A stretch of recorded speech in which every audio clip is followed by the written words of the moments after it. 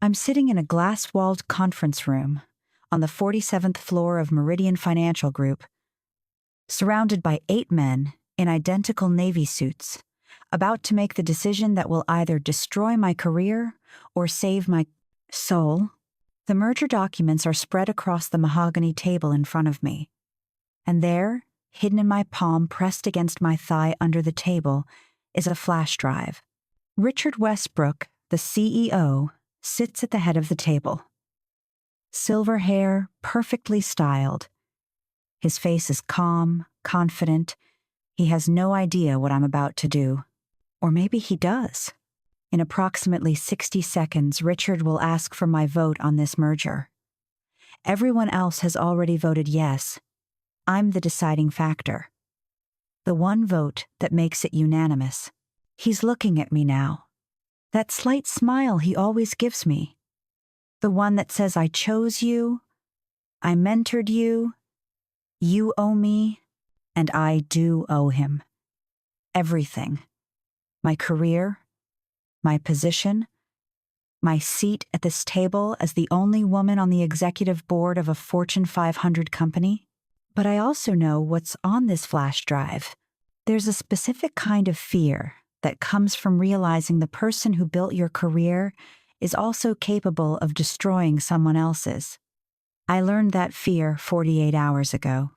And now, sitting here with evidence of his crimes hidden in my hand, I'm about to learn what I'm truly capable of. But let me back up. My name is Emily Carter. I'm 32 years old. For the past 8 years, I've worked at Meridian Financial Group, climbing from junior analyst to senior executive. 8 years of being the only woman in most rooms. 8 years of being talked over, dismissed, having my ideas credited to the man who repeated them 5 minutes later. But I made it. I earned this seat. By day, I'm an executive board member. By morning, I run a private therapy practice in downtown Boston. I help people navigate trauma, toxic relationships. I help them see patterns of manipulation they've normalized. It's darkly ironic that I didn't see it in my own professional life. My office is on the 47th floor, with floor-to-ceiling windows overlooking the Boston skyline. When I stand at that window, I feel powerful, like I've finally made it. Richard Westbrook made that possible. He hired me 8 years ago, saw potential in me that no one else did. He became my mentor, my champion. He called me his secret weapon. The future of this company. I believed him. 3 days ago, that belief shattered. It was 7:30 in the evening. I was reviewing documents for the upcoming merger, a $300 million deal. There was a knock on my office door. Soft, hesitant. Standing in my doorway was Sarah Chen, a junior financial analyst, 26 years old. Brilliant with numbers. She looked terrified. Her hands were shaking. Her eyes were red. She clutched a folder against her chest. "Emily," she said, her voice barely above a whisper. "Can I talk to you privately?" I gestured for her to come in and close the door. She sat down, but didn't make eye contact. Just stared at the folder in her hands. "What's wrong?" I asked. Finally, she opened the folder and slid it across my desk. I found something during the merger audit. Financial discrepancies. Irregularities in our accounts. I looked down at the papers. Transaction records. Account statements. "Discrepancies happen," I said. "We'll review them and correct them. That's standard procedure. It's not an error." Sarah's voice was stronger now. "It's intentional. Someone has been siphoning money from client accounts for at least 12 months. Millions of dollars, Emily. Millions." My stomach dropped. "Who?" I asked, even though some part of me already knew. She looked at me then. Really looked at me. "The trail leads to Richard Westbrook," she said. The room felt like it tilted. "That's impossible," I said automatically. "Richard would never." I reported it to HR 2 days ago.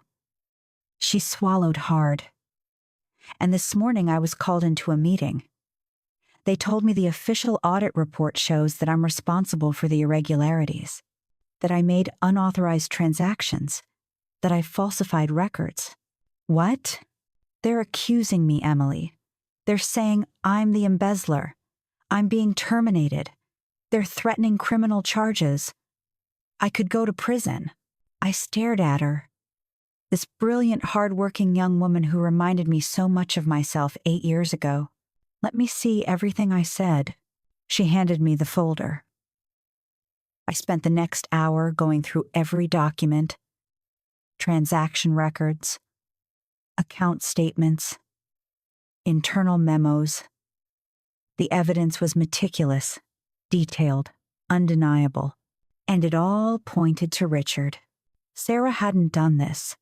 She didn't have the access, didn't have the authority, but she'd discovered it during the routine audit, and now she was being destroyed for it. I looked up at her. Give me 48 hours. Emily, they're firing me tomorrow. If I don't sign an NDA and settlement agreement, they're pressing charges. Don't sign anything. I stood up. Give me 48 hours to verify this. I could see the doubt in her eyes. Will you actually help me? Or will you protect him? I wish I could say I knew the answer then. That night I couldn't sleep. I lay in bed thinking about Sarah's evidence, thinking about Richard, thinking about the past 8 years. Richard was more than my mentor. He was the reason I had any power at all. He'd fought for me, believed in me, but he was also capable of destroying Sarah to protect himself. I thought about my therapy practice, about the women I counsel, victims of manipulation, gaslighting. I help them recognize the patterns, and I realized I'd been ignoring my own red flags. The next morning, I started digging. I came into the office at 6, before anyone else arrived. I accessed financial records I wasn't supposed to see. Cross-referenced transaction histories. Everything Sarah found was accurate.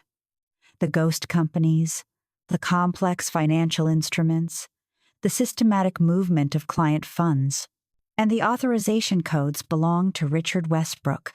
But I needed more. I needed to understand the full scope. I started searching through old personnel files, looking for patterns, employees who'd left suddenly. That's when I found Catherine Morrison. She'd worked at Meridian 3 years ago. Senior auditor.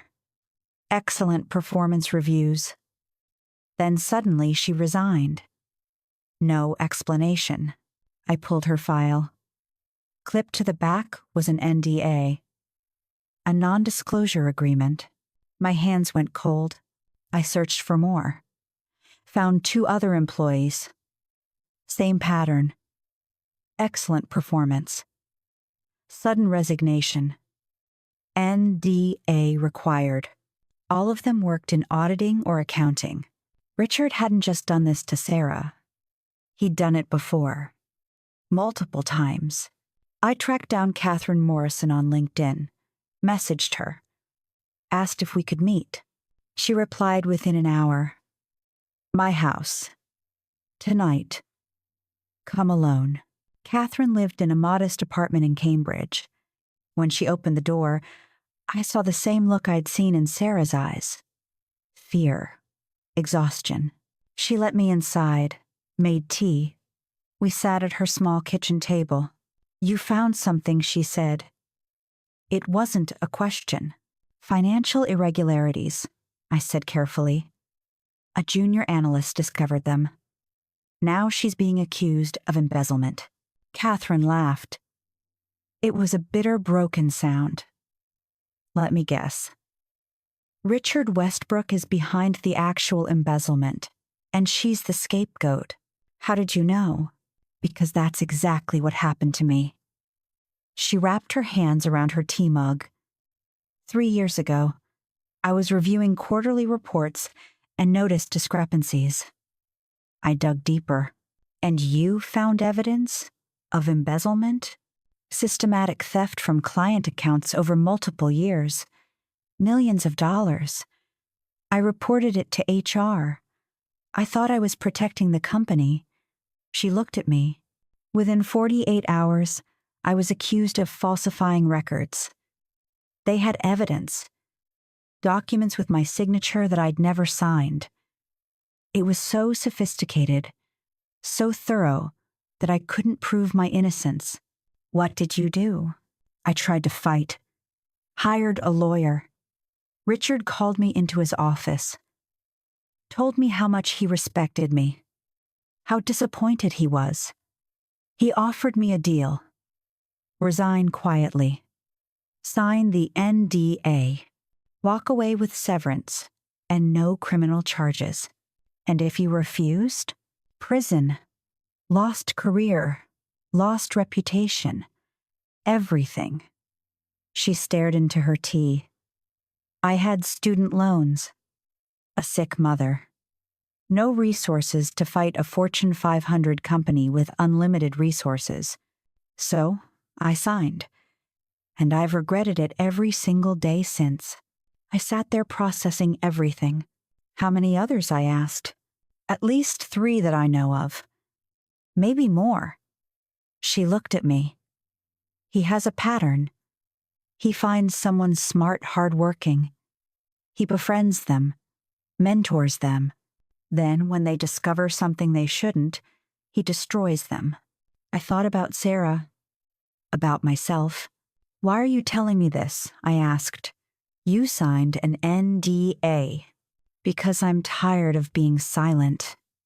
She leaned forward. But you need to understand something, Emily. Richard is more powerful than you think. If you try to expose him, he'll come after you the same way. What if I have proof? It won't matter if you're the only one with it. He'll discredit you, make you look unstable, vindictive. Catherine's eyes were sad. He's done this before. He knows how to win. I left Catherine's apartment that night feeling something I hadn't felt in years. Clarity. Richard Westbrook had spent 8 years building my career. But he'd also spent 8 years building leverage over me, making me dependent on his approval.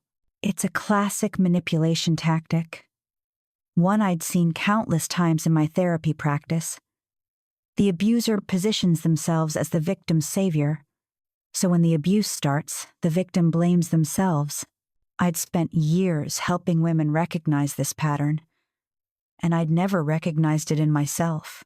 The next morning, Richard called me into his office. His office is on the top floor, corner suite with panoramic views. Everything about it is designed to intimidate. He was sitting behind his massive desk when I walked in, smiling, warm. Emily, he said, come in, sit down. I sat in the chair across from him, the same chair I'd sat in for 8 years. I wanted to talk to you about this unfortunate situation with Sarah Chen, he said. I know you've worked with her. I wanted to make sure you understood what happened. What did happen? I asked carefully. Sarah has mental health issues we weren't aware of. Anxiety, depression. She's been making increasingly erratic decisions. The financial irregularities are the result of poor judgment and instability. He said it so smoothly, so convincingly. If I didn't know better, I'd believe him. She showed me her evidence, I said. Richard's expression didn't change. Of course she did. That's part of the pattern. When someone is caught, they deflect. They blame others. It's a desperate attempt to avoid consequences. The evidence is pretty compelling. Emily. He leaned forward, his voice dropping to that gentle, fatherly tone. I know you have a kind heart. You want to help people. But sometimes kindness can be used against us. Sarah is manipulating you. It was masterful. Everything he said was designed to make me doubt my own judgment. There's a psychological term for this. Gaslighting. I'd spent years teaching people to recognize it. I trust you understand, Richard said. This is being handled appropriately. Sarah will be terminated. We'll move forward with the merger. Everything will return to normal. He paused, looked at me with those kind, concerned eyes. I'm glad I can trust you, Emily. Loyalty means everything in this business. There it was. The implicit threat. Of course, I heard myself say. I understand. He smiled. I knew I could count on you. You're going to go far in this company, Emily. I left his office feeling sick. That afternoon, I met with Sarah at a coffee shop 10 blocks away. She looked like she hadn't slept. Dark circles under her eyes. I'm being fired tomorrow, she said. If I don't sign the settlement, they're pressing charges. I pulled the flash drive from my purse, slid it across the table. Don't sign anything I said. She stared at the flash drive. What is this? Everything. All the evidence you found, plus more. Transaction records going back 3 years. Documentation of other employees who were forced out. Emails. Memos. I leaned forward. It's all on here. Why are you giving this to me? Because you were right. And because I can't let him destroy you the way he's destroyed others. Sarah's eyes filled with tears. If you use this, you'll lose everything too. I know. So what do we do? I sat back. The merger meeting tomorrow. 9 o'clock. The entire board will be there. Legal counsel, external auditors. If I present the evidence there, he can't bury it. Too many witnesses. They'll destroy you. Probably. I looked at her. But if I stay silent, he wins. You lose your career, maybe go to prison. And he keeps doing this. I can't let that happen. Sarah reached across the table and grabbed my hand. Thank you. I didn't feel thankful. I felt terrified. That night, I barely slept. I kept thinking about everything I was about to lose. My position, my reputation, 8 years of work. But I also thought about Sarah, about Catherine, about all the other women who'd been silenced. And I thought about my therapy clients, the ones who come to me asking how they missed the signs, how they let themselves be manipulated. I tell them the same thing every time. You are not responsible for someone else's deception. You are only responsible for what you do once you see the truth. Now I knew the truth. The next morning I woke up at 5. Put on my best suit, did my makeup carefully. Professional. Composed. I looked at myself in the mirror. Tried to see the woman I'd been 8 years ago. Young. Idealistic. I wasn't that woman anymore. But maybe I could be someone better. At 7:30 my phone rang. Richard. Emily, he said. I'd love to have breakfast with you before the merger meeting. There's something I want to discuss. My heart rate spiked. Breakfast. 8 o'clock. That place you like downtown. It wasn't a request. I'll be there, I said. The restaurant was expensive. Richard was already sitting at a table when I arrived. He stood when he saw me, pulled out my chair, ordered coffee for both of us. Emily, he said once we were settled, I wanted to talk to you about your future. My future? I'm planning to retire next year. I haven't announced it publicly yet, but the board knows. He leaned forward. I want you to succeed me as CEO. The words hit me like a physical blow. CEO. You've earned it. 8 years of exceptional work, strategic thinking, leadership. He smiled. I've already spoken to the board. They're supportive. This merger will be your first major initiative as CEO designate. Everything I'd worked for, everything I'd wanted. He was offering it to me. Richard, I don't know what to say. Say yes. His voice was warm, encouraging. Say you're ready to lead this company into its next chapter. I looked at him across the table. This man, who'd shaped my entire career, who was now offering me the ultimate prize. And I realized this was the test. He knew I had doubts. This offer wasn't just a reward. It was a bribe, a way to secure my silence, to make me complicit. If I accepted, I became part of the system that protected him. That's incredibly generous, I said carefully. Can I think about it? Something flickered in his eyes. Of course, he said smoothly. But I'll need an answer soon, today, after the merger meeting. We finished breakfast. The whole time I felt the weight of the flash drive in my purse. By the time we left, I knew what I had to do. The merger meeting started at 9. I walked into the glass-walled conference room. 8 men in navy suits were already seated. Richard at the head, legal counsel on the left, external auditors on the right. I took my seat. The flash drive was in my jacket pocket now. Richard called the meeting to order, outlined the merger terms. His presentation was smooth, professional, confident. One by one, board members voted. Yes, yes, yes. Richard turned to me. Emily, your vote. This was the moment. I could say yes. Vote for the merger. Accept the CEO position. Bury the evidence. Maintain my career. Or I could say no. There's a specific kind of fear that comes from choosing integrity over ambition. I reached into my jacket pocket, pulled out the flash drive. Before we vote, I said there's something the board needs to see. The room went silent. I stood up, walked to the presentation screen, plugged in the flash drive. Richard's face went very still. Emily, what are you doing? Presenting evidence of financial irregularities. This isn't the appropriate forum for... Yes, it is.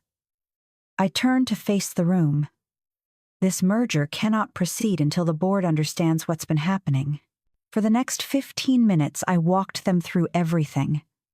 The ghost accounts, the unauthorized transactions, the systematic embezzlement, the pattern of employees who discovered the fraud and were accused of causing it. I showed them Sarah's evidence, Catherine's NDA, the authorization codes that traced back to Richard. The room was absolutely silent. Richard sat at the head of the table, his face carefully controlled. When I finished, he spoke. This is absurd. His voice was calm. Emily has clearly been under significant stress. I'm concerned about her mental state. There it was. The same tactic he'd used on Sarah. On Catherine. I'm not stressed, I said evenly. And I'm not paranoid. The evidence speaks for itself. Evidence that could have been fabricated. Richard looked around the table. Emily has become emotionally involved with Sarah Chen. She's allowed that emotional connection to cloud her judgment. David Chen, one of the other board members, cleared his throat. Actually, Richard, I've suspected financial irregularities for several months. I've been conducting my own quiet investigation. Emily's presentation corroborates my concerns. Richard's mask slipped. Just for a second, I saw fury. David, you can't. Seriously. I'm very serious. David looked at the other board members. I've documented multiple instances of suspicious transactions.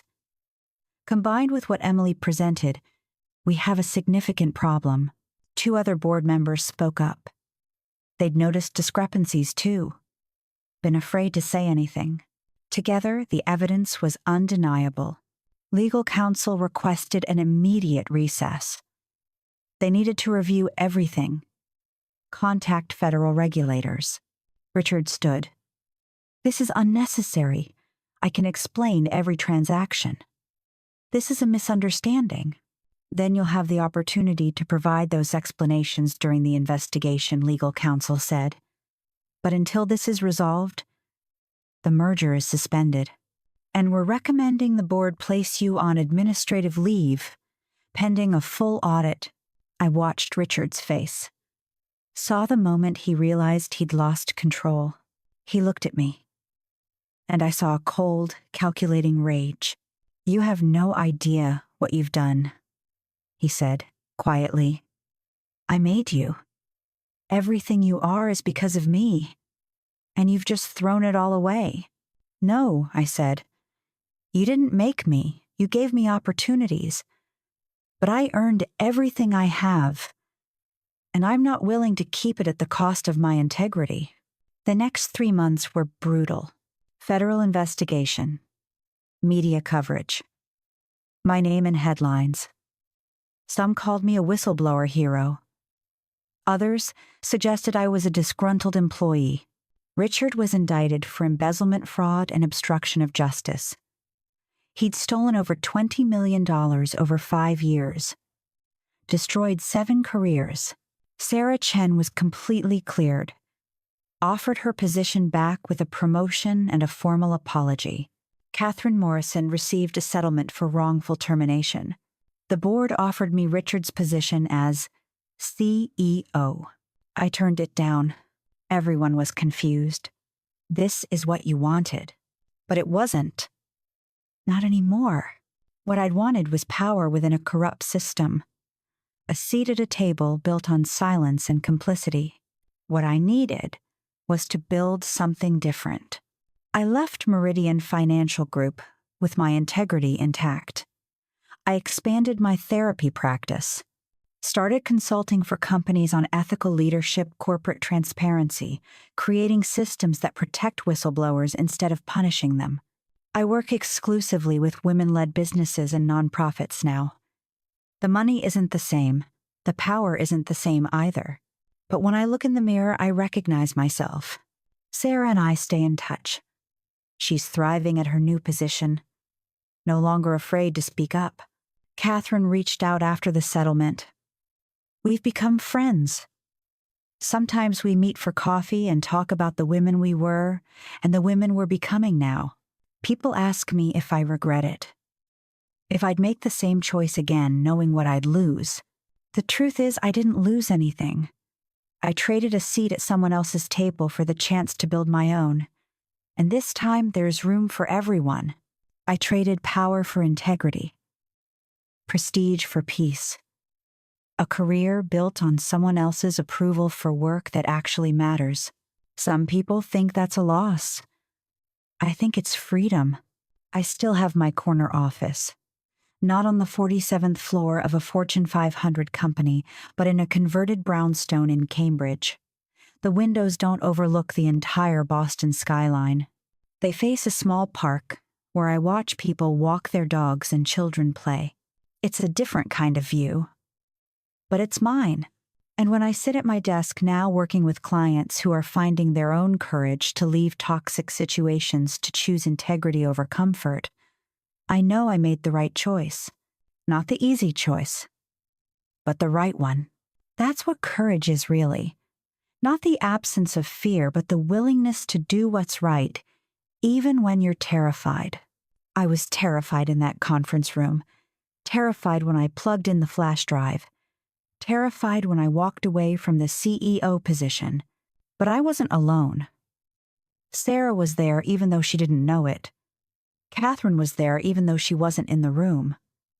Every woman who'd ever been silenced for telling the truth was there, and they gave me the courage to speak. So yes, I'd make the same choice again. Every single time. Because some things are worth more than power, more than prestige, more than a corner office on the 47th floor. Things like integrity, truth, the ability to look yourself in the mirror and recognize the person staring back. In the end, that's what I learned in that glass-walled conference room. That's what I learned when I chose truth over ambition. You can't lose what truly belongs to you, and you can't keep what was never really yours. I didn't lose my career that day. I found myself, and that makes all the difference.